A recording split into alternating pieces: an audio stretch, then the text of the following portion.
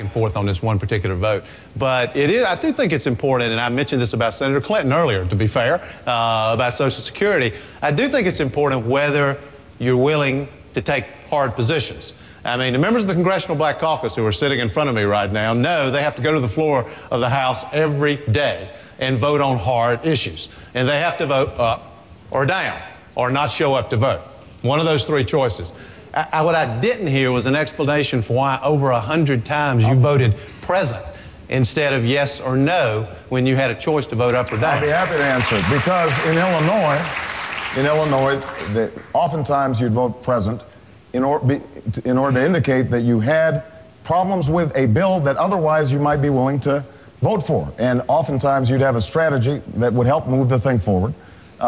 Keep in mind, John, I voted for 4,000 bills, and if you want to know whether or not I worked on tough stuff, I passed the first racial... I don't question whether you worked on... I don't question whether you worked on tough stuff. The question is, why would you over 100 times vote present? John, I mean, every one of us, you've criticized Hillary, you've criticized me for our votes. We've cast hundreds and hundreds of votes. What you're criticizing her for, by the way, you've done to us, which is you pick this vote and that vote out of the hundreds that we've cast. And all I'm saying is, what's fair is fair.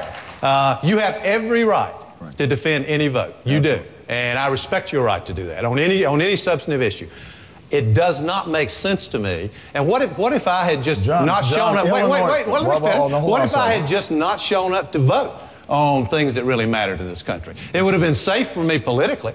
It would have been the careful and cautious thing to do, but I have a responsibility to take a position, even when it has political consequences. You are absolutely right. Most of these did not have political consequences. Most of these were technical problems with a piece of legislation that ended up getting modified.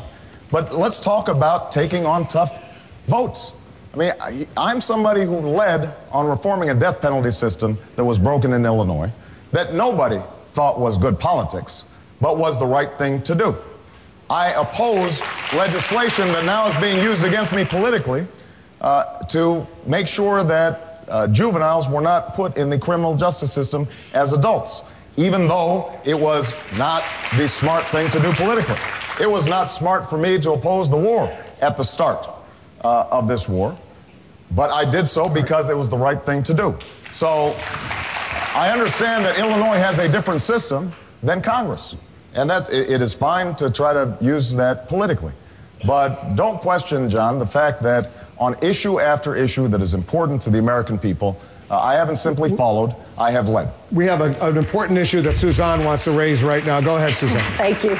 I'd like to